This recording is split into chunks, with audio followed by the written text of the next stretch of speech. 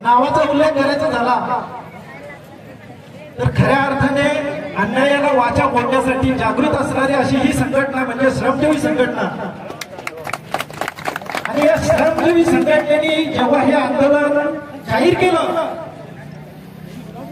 अनेकांच्या पोटसूल सुटला असेल, अनेकांना पोटसूल सुटला, कारण श्रमजीवी जेव्हा रस्त्यावर उतरते त्यावेळेस ती आपल्या मागण्या असतील, आपला हक्क असेल, या जोपर्यंत निर्णय हातामध्ये येत नाही तोपर्यंत श्रमजीवी संघटना कुठल्याही पद्धतीचा माघार घेत नाही। ही आजपर्यंत असलेली श्रमजीवीची ख्याती।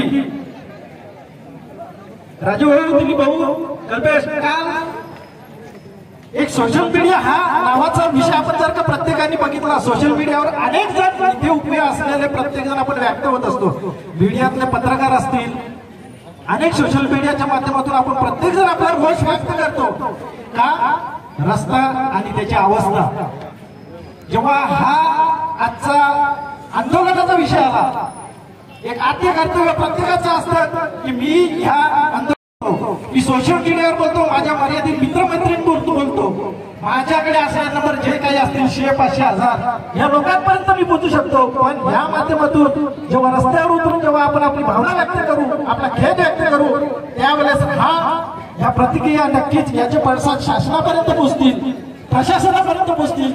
आणि अशा पद्धतीच्या या आंदोलनाला आपल्या सर्वसामान्य जनतेने किती सहभाग द्यायला पाहिजे होता।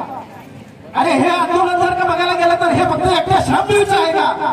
खऱ्या अर्थाने बघायला गेलं तर हा लढा त्यांच्या एकट्यासाठी आहे का? हा त्यांच्या अस्तित्वासाठी आहे का? मला वाटतं श्रमजीवी इतकी कमजोर आणि दबली नसेल की त्यांना ही आंदोलन करून पुन्हा त्यांचं वातावरण गरम करून त्यांना त्यांचं अस्तित्व दाखवायला लागेल। हा लढा आपल्यासाठी आहे, हा लढा त्यांचा सर्वसामान्यांसाठी आहे, पण सर्वसामान्य नागरिक म्हणून आपली जबाबदारी नाही का? खऱ्या अर्थाने बघायला गेलं तर आज इथे सर्वसामान्य नागरिकांनी तुडुंब पाहिजे होतं का? ही सर्वसामान्य नागरिकांची आजची असलेली हिंसा, रस्त्याची अवस्था बघतो, साध्या रस्त्याने जर का आज बघायला गेलं तर त्या ताई चालले बघा, पायवाट वाढताना आपल्याला जर का नागिन येत असतील, बाईक चालवताना नागिन येत नसतील, 4 व्हीलर, अहो बाकी तरी सर्वसामान्य जनतेने चालायचं कसं आणि राहायचं कसं? मुद्दे अनेक आहेत। जर का बघायला गेलं तर रस्ता आणि याची अवस्थेवर बघायला गेलं तर यांचा दिवस पूर्ण पडेल। म्हणजे बोलायला गेलं तर यांच्याबद्दल काय कमी? ही अवस्था का आणि कशासाठी? मला वाटतं अनेकांनी या ठिकाणी आपलं मनोगत व्यक्त केलंय। मला माझ्या बुद्धीला पटणारं, मला जे वाटणारं ते या ठिकाणी काही थोड्या प्रमाणात तुम्ही फक्त या प्रशासन, शासन आणि राज्यकर्त्यांना फक्त विचारू शकतो।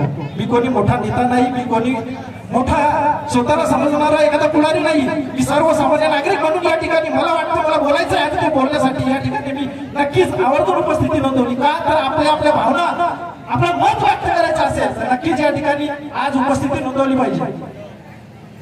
अहो रस्त्याची अवस्था बघितली तर ही रस्त्याची अवस्था आज दयनीय का आणि कशासाठी आणि कोणासाठी?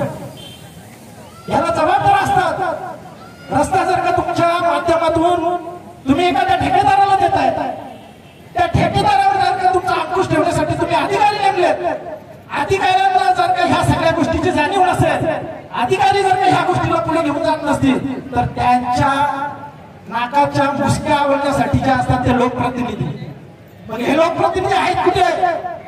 आणि जर का तुम्ही तुमच्या लोकप्रतिनिधीचा हा जो आवाज तुम्ही स्वतः आमदार, खासदार, लोकप्रतिनिधी मधून समजत असाल तर याची जाणीव, तुमची कर्तव्याची जाणीव जर का तुम्हाला नसेल तर तुम्हाला म्हणायचं कसं लोकप्रतिनिधी?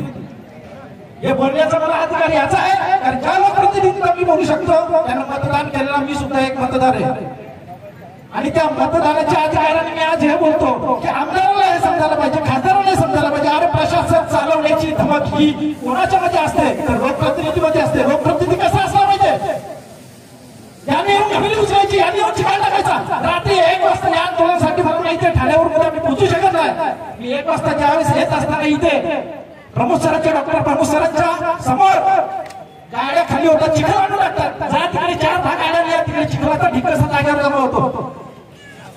म्हणजे ही काय भूमिका झाली? अरे तुमच्याकडे खदानी आहेत, हे मला सांगावं या तालुक्यात खदानी किती चालतात? आपल्याच विभागात खदानी किती आहे? एक अभ्यासपूर्ण विषय फक्त बघा. म्हणजे जर का प्रशासन म्हणून जिल्हाधिकारी असतील, प्रांत असतील, तहसील असतील, सर्कल असतील, तलाठी असतील, ह्या प्रशासनाला जर काही यांनी ठरवलं, यांची मानसिकता इच्छाशक्ती जर का असेल तर इच्छाशक्तीच्या जोरावर हे काय करू शकत नाही मला सांगा. जर का एखाद्याच्या मुसक्या आवडायच्या असतील तर सगळं प्रशासन. मी तुम्हाला एक छोटासा किस्सा सांगतो, मी नाव पूर्ण ओपन सांगत आहे, पण एक गावातला एक असा किस्सा झाला की जिकडे फॉरेस्टची लँड कलेक्टर आपले माननीय कलेक्टर बोडके साहेब जाता जाता पुरावा असेल माझ्याकडे तरच मी बोलणार, जे बोलणार ते सत्यतेवर बोलणार. मला एकच म्हणायचंय, जर का एक फॉरेस्टची लँड शोधताना तुम्ही एका आठवड्यामध्ये बघा, विषय गांभीर्याने सगळ्यांनी ऐकून घ्या, एका आठवड्यामध्ये जी वर्षानुवर्ष लँड तिच्यावर जर का फॉरेस्ट लागले हे तुम्हाला माहिती आहे. फॉरेस्ट हा मुद्दा तो ना, एक उदाहरण देतो फक्त आणि विषयाकडे येतो.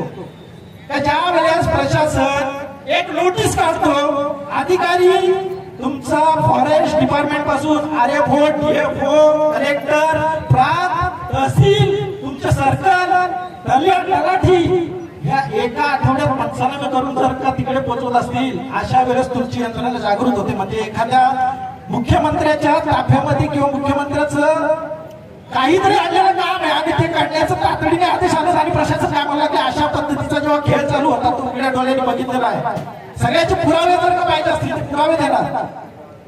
ही जेव्हा परिस्थिती शासन तेव्हा जागृत होते. एखाद्या अधिकारी, एक कलेक्टर जर का कलेक्टर साहेबांनी जर का आदेश दिले, प्रांत दिले, तहसीलदारांना इकडे जर का आज मला बोलावं, ह्या अंबानी पासून आपण आपला भिवंडी पुढे सोडून द्या, अंबानी ते वाड्यापर्यंत किती गावं आहेत पत्रकारांच्या माहितीनुसार? किती गावं असतील? या प्रत्येक गावात जर का तुमच्या माझ्यासारखा एक ठेकेदार असेल, अजून कोणी असेल, ज्यांच्याकडे समजा तुमच्याकडे आज माझ्याकडे जेसीबी असेल, यांच्याकडे जेसीबी असेल, त्याच्याकडे गाव जर का काही यंत्रणा जर का राबवायची असेल, यांची मानसिकता, यांची इच्छाशक्ती असतील तर हे नक्कीच करू शकले असते. यांची इच्छाशक्ती नाही, यांची मानसिकता नाही. का नाही? अहो तुमच्याकडे प्रशासन आहे, तुम्ही इतर वेळेस जर का एखाद्या ठेकेदाराला, एखाद्या कॉन्ट्रॅक्टरला तुम्ही वापरून घेत असाल ना, तर तुमच्याकडे प्रशासन म्हणून अधिकार किती मोठा आहे, या प्रशासनाने ही जाणीव का घेत नाही? मला वाटतं या विषयाकडे गांभीर्याने जर का आपल्या लोकप्रतिनिधी बघितलं असतं. अहो जमवाना सगळी तुम्ही प्रशासन, कलेक्टरांना बोलवा, प्रांतांना बोलवा, तहसीलदारांना बोलवा, इतर क्षेत्रात सगळ्यात ह्या जबाबदार क्षेत्राला असतील तर पीडब्ल्यूडी ह्या नालायक लोकांना पहिल्यांदा घ्या ना तुम्ही. पीडब्ल्यूडी खातं जर का या रस्ता म्हणजे बांधकाम विभाग, रस्ता कोणाच्या अखत्यारीत म्हणतो? प्रांताच्या म्हणतोय, तहसीलदारांच्या म्हणतोय, जिल्हाधिकाऱ्यांच्या म्हणतोय. याच्यावर नेमणूक म्हणून जर का पीडब्ल्यूडीची केली असेल तर पीडब्ल्यूडी हा या सर्वस्वी जबाबदार आहे. या गोष्टीला जबाबदार पीडब्ल्यूडी. याला उलट्या डांबे मारा ना. जेव्हा रस्त्याची कामं चालू होतात, कोणता पीडब्ल्यूडीचा अधिकारी, मला पत्रकारांनी सांगावं की कोणता पीडब्ल्यूडीचा अधिकारी तुम्ही आजपर्यंत सुपरविजन साठी बघितलेला आहे तिकडे? हे रस्त्याचं चुकीचं काम होतं. ही मोरी एका बाजूला तुम्ही खोदायला लावले, तिकडे तुमचे करणार टाकताय, ह्या बाजूला तिकडे छोटा पाईप आहे, तो आता पावसाचा जर का प्रवाह येत असेल ते पाणी तिकडे जाणार कसं? याचं उत्तर सोप्या भाषेत पीडब्ल्यूडीचे अधिकारी देऊ शकतात. ही एक सिंपल साधी गोष्ट आहे, एक कॉमन सेन्स नावाची गोष्ट आहे. ती सुद्धा जर का यांना जमत नसेल तर प्रशासन म्हणून नक्की तुम्ही हाताळताय काय? आणि ह्या प्रशासनाने जर काही अति तातडीची मीटिंग लावा, तुम्हाला परिस्थिती दिसते, खड्ड्यातून बाईक जाऊ शकत नाही, रिक्षा जाऊ शकत नाही, अँब्युलन्स इथं पोहोचायचं झालं तर ठाण्यापर्यंत 4-4, 5-5 तास लागतात. कुठल्या मार्गाने त्यांना जावं लागतं. मग इथला असलेला हा दुर्गम या शब्दात उत्तर दिलं. आणि जर का राहिला प्रश्न तुमचा, तुम्हाला जर का एवढंच वाटतं का त्या आंदोलनाला, हे आंदोलन त्यांनी छेडलं, हे तुम्ही का नाही छेडलं? प्रश्न एकच माझा सिंपल होता. जर का तुम्हाला याची जाणीव झाली, रस्ता खराब दिसतो, ते सत्यात आहेत, ते सत्यात आहेत, पण रस्त्यावर उतरले ना. जर का सत्ताधाऱ्यांच्या विरोधात बोलण्याची त्यांची धमाक आहे, तुमच्यामध्ये का नाही? तुम्ही रस्त्यावर उतरा, तुम्ही निशाण नोंदवा. आम्हाला व्यक्त व्हावं असं वाटतंय, पण आम्ही बांधलेलो असतो. अरे बांधलेलो म्हणजे काय, नक्की काय? व्यक्त व्हायला तुम्हाला तुमच्या म्हणजे तुम्ही फक्त एखाद्या राजकीय पक्षाचा, आपण जेव्हा अजेंडा लावून फिरतो त्यावेळेस फक्त त्या राजकीय पक्षाचे आपण काही घरगडी झालेलो असतो. म्हणजे आपल्याला काय आपल्या स्वतःच्या अस्तित्वाचा, भावनांचा काय पडलेलंच नाही का? आपण बोलायचंच नाही का? आणि राहिला प्रश्न आज हा कुडूस नाक्यावरची आज एवढा मोठा परिसर, म्हणजे खेद वाटतो, जनता जोपर्यंत पेटून उठत नाही तोपर्यंत ह्या राक्षसांना जाणीव येणार नाही, जाग येणार नाही, हे लक्षात ठेवा. एकटी श्रमजीवी रस्त्यावर उतरून एकटं श्रमजीवीने हे आंदोलन करून काही होणार नाही. पण त्यांच्यापर्यंत आज जे काही इथं आंदोलन छेडतात खरोखर त्यांना म्हणजे सॅल्यूट केलं पाहिजे. म्हणजे भाऊ या आपण छानपैकी तुम्ही घोषणा देता श्रमजीवी संघटना जिंदाबाद असं बोलायला गेलं ना, बाकी काय म्हणजे मला पण जरा जमतंय, हे मग जुलवता येते. अशी परिस्थिती असेल तर काय म्हणजे काय बोलायचं, काय बोलण्यासारखे खूप विषय आहेत. म्हणजे जर का हा दळणवळणाचा विषय आपला सुटत नसेल, या मार्गावर काहीतरी उपाययोजना टोचली असेल, आजच्या घडीला भाऊ कितीही भाषण टोकली काही बोललं तरी मला जे वाटतं ते स्वतःला याच्यावर प्रशासनाने विचार करावा का तुम्ही एक प्रशासन म्हणून तुम्ही ही ठोस पावलं उचला. प्रत्येक गावात तुमच्याकडे आज मशिनरी आहे, इतर खदानवाले आज किती खदानवाले असतील, मला त्या खदानवाल्यांना दोष द्यायचा नाही, पण ते सहकार्याची भूमिका करतील ना. इतर वेळेस तुम्ही त्यांच्याकडून जर का आव्हान हवे पाहिजे ते मागू शकता, करू शकता. ह्या परिस्थितीला जनतेच्या प्रश्नासाठी कोण तुम्हाला नाही बोलणार आहे. प्रशासनाच्या पुढे कोण नाही झुकतोच ना. आपण प्रशासनाने ती ताकद वापरली पाहिजे, प्रशासनाने आपला अधिकार बजावला पाहिजे. त्या पलीकडे लोकप्रतिनिधी जागृत झाले नाही तर ही परिस्थिती आहे त्याच घडीला राहणार आहे.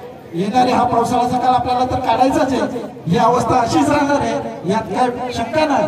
पण ह्या बाबतीत ठोस उपाययोजना नाही केली तर एवढं नक्की आहे का बाबा ह्या पद्धतीचे आंदोलन आहेत, श्रमजीवी सारखे पेटून उठणारी लोक आहेत, ही स्वस्त बसणाऱ्यातली नाही आहेत. असे अनेक विषय आहेत का त्याच्यावर आपण बोलू शकतो. म्हणजे ह्या सगळ्यावर खूप काही विचार करून आले लोक इथे.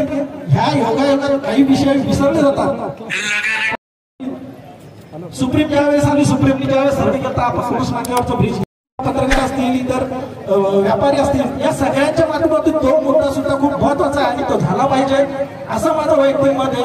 बाकी हा रस्ता